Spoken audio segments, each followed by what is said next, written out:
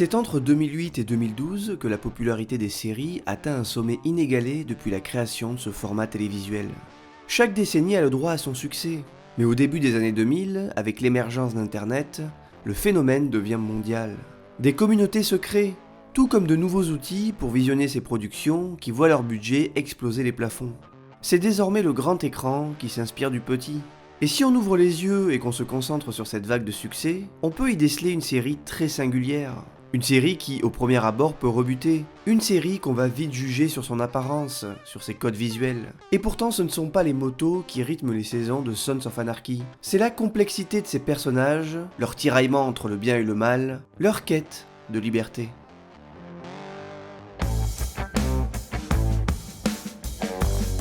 Le premier épisode est diffusé le 3 septembre 2008 sur la chaîne FX.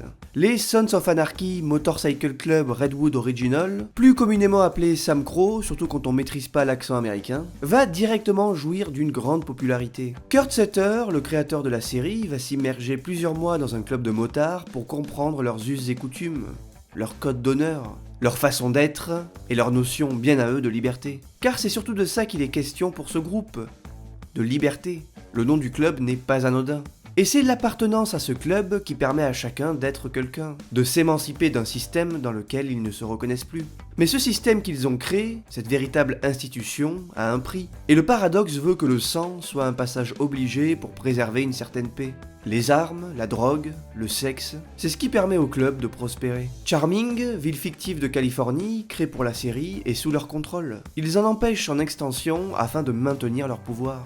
On fait alors connaissance avec cet univers, avec les Sons, avec leurs rivaux, les Mayans, les One-Niners, la police locale, et l'œuvre gagne en substance au fur et à mesure des saisons, en qualité d'écriture et en réalisation. Car si on peut déplorer certains effets visuels un peu cheap, les idées de mise en scène, elles, se multiplient, et racontent autant que certains dialogues. La série est très graphique, très cinématographique. Elle ne lésigne pas sur les moments choquants, les morts improbables et violentes, ainsi que les courses-poursuites haletantes et les gunfights qui raviront les amateurs du genre. Certains moments sont carrément suspendus dans le temps, font ressentir tout le poids qui pèse sur ces personnages. Ces moments de mélancolie pure sont le cœur de la série, au-delà des meurtres et du sang.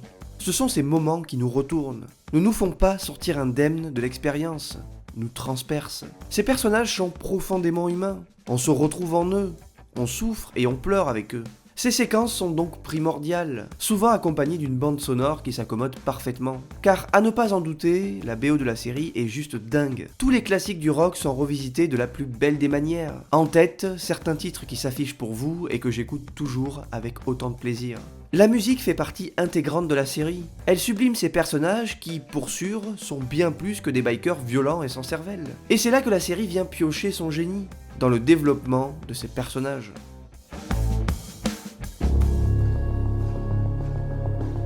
Jackson Taylor est le personnage qu'on va suivre avec attention. Dès la première saison, on sent qu'il croule sous le poids d'un héritage bien trop grand pour lui. Il tombe sur ce manuscrit écrit par son défunt père et qui résume la descente aux enfers du club et la rédemption qu'il aurait aimé lui offrir avant sa mort. Pour John Taylor, le club est un moyen de s'unir, de se constituer une famille. Il l'a créé pour enrichir sa passion des deux roues et son besoin irrépressible de liberté. Car pour les Sons, rouler, c'est la liberté.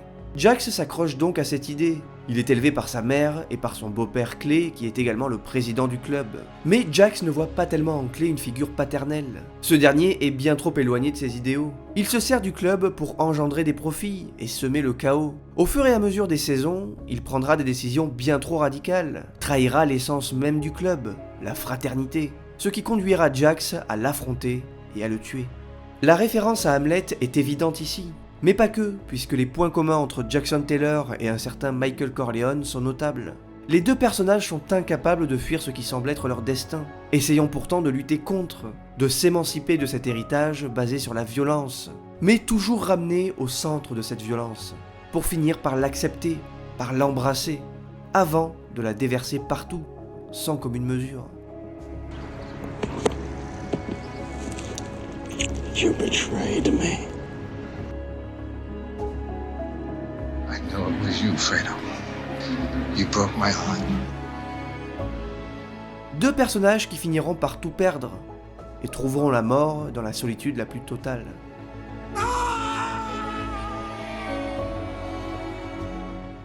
Jax est une structure fragile et défaillante, qui ne se repose que sur 3 piliers. 3 éléments fondamentaux qui lui permettent de rester debout. L'amitié via Hopi, l'amour via Tara, et la famille via Gemma. Au début de la série, Hopi fait le choix de la raison. Il choisit ce que les autres membres du club ont toujours fui, la normalité. Mais il le fait pour préserver sa famille du danger, pour ne pas retourner en prison.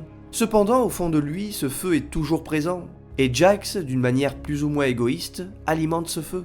À la mort de sa femme, Hopi va reprendre sa place au sein du club, sans se douter une seconde que c'est celui-ci qui est à l'origine de tous ses malheurs. Mais Hopi, c'est la voix de la raison pour Jax. C'est celui qui lui permet de garder une certaine part d'humanité. Avant la mort de Hope, Jax fait preuve de beaucoup d'empathie. La violence rythme son quotidien, mais il la regarde encore de loin, sans vraiment y prendre part. Cependant, quand Hopi meurt, le premier pilier s'effondre, et une part de Jax meurt avec lui. Son humanité en prend un coup, et sa retenue est moins évidente.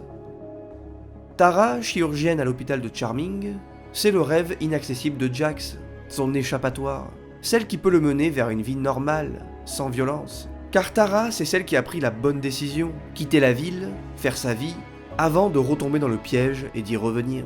Parce que là où les autres personnages auront une influence sur Jax, ici c'est Jax qui va littéralement être le poison d'une vie qu'elle n'était pas prête à vivre. Tara va prendre conscience au fur et à mesure des saisons que Jax ne peut pas fuir son destin, et que celui-ci mènera ses enfants à la mort.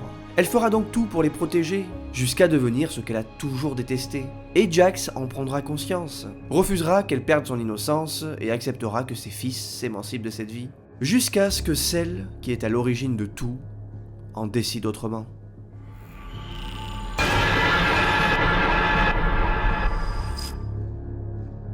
Le deuxième pilier tombe, à cause du dernier restant, qui garde difficilement Jax debout, sans pour autant retenir sa rage, son vice, sa souffrance. À ce moment-là, les faux-semblants sont partout, la violence est partout. Elle corrompt l'âme de tous, et la tragédie qui s'annonce est inévitable. Gemma est le cœur de la série, un cœur noir certes, mais ayant la main mise sur tous les autres personnages, les manipulant à sa guise afin d'arriver à ses fins. Car ne vous y trompez pas, c'est les femmes qui ont le pouvoir dans Sons of Anarchy. C'est elles qui sont à l'origine de tout. Gemma est au sommet de cette hiérarchie. Elle est la plus forte mentalement, et surtout elle est sans pitié. C'est elle qui réconforte et guide même ceux qui sont censés être au sommet de la chaîne. C'est elle qui sert de socle au chef qui ne peut l'empêcher de pleurer ses remords auprès d'elle.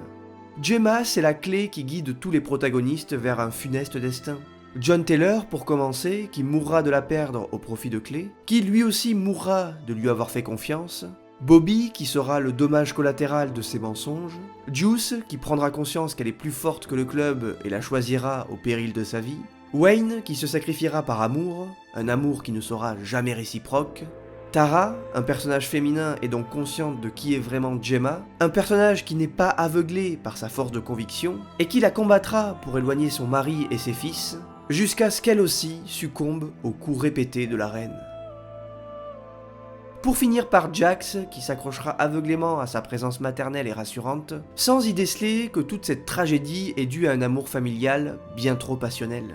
Seul Nero parviendra à survivre à cette relation. Il se positionne comme le dernier espoir d'une famille déchirée par le sang. C'est le seul qui continue à faire preuve d'honneur, qui se refuse de tuer sans raison. Et le vice veut qu'il arrive dans la vie de Gemma et de Jax à une période où il est déjà trop tard pour eux. Car si Nero avait été là bien avant, ça aurait changé bien des choses.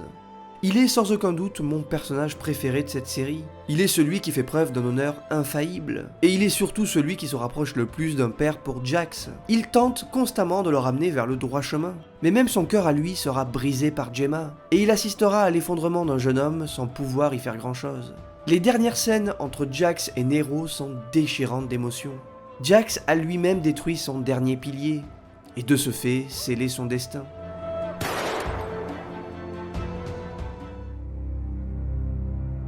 Dans un dernier élan d'espoir, Jax en finit avec son passé. Le détruit pour ne pas qu'il entraîne ses enfants dans la même tempête. Mais c'est trop tard, Abel sait déjà tout, en a trop vu, et basera sa vie sur cet ultime vestige, comme si Gemma continuait son œuvre de destruction d'outre-tombe. Jax règle ses dettes, croise la sans-abri pour la dernière fois, Ce personnage emblématique que Gemma et Jack se croiseront avant et après chaque événement tragique. Ce personnage mystique peut aisément être considéré comme une représentation de la faucheuse, qui vient prévenir chaque mort. Ici on la voit pour la dernière fois déguster du pain et boire du vin. Le chemin de croix du personnage principal a commencé, son sacrifice est en marche. Il est vrai que ce parallèle très biblique n'est pas forcément des plus subtils, mais il n'en demeure pas moins d'une cohérence folle. La dernière scène du dernier épisode de la dernière saison des Sons voit Jack se sacrifier pour sa famille, pour son club. Il enfourche la moto de son père, assume enfin cet héritage qu'il portait comme une croix sur les épaules durant toute sa vie, et part en direction de sa propre fin. Jack est une représentation plutôt fidèle du Christ dans sa souffrance, esclave de son statut, voué à guider les autres vers le droit chemin, pour finir par l'ultime sacrifice, fonçant les bras en croix vers une fin aussi tragique que le destin de ce personnage, et concluant une des séries les mieux écrites de ces 25 dernières années.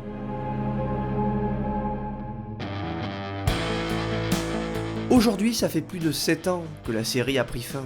Un spin-off a vu le jour et le créateur des Sons aimerait développer un préquel sur les First Nine et une suite centrée sur Abel, le fils de Jax.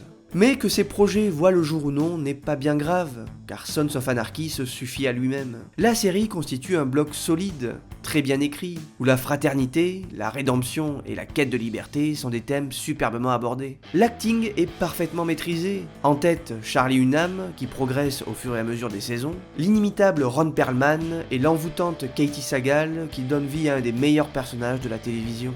L'ambiance globale est envoûtante. Les personnages sont extrêmement attachants. Le voyage des Sons est tellement tragique qu'on ne peut y rester indifférent. Certains y verront un point commun avec The Shield ou encore les Sopranos. Et c'est vrai, mais les Sons restent uniques. Et quand on arrive à la fin de cette série, qu'on quitte cet univers, on n'a qu'une seule envie, prendre sa bécane et y retourner au plus vite.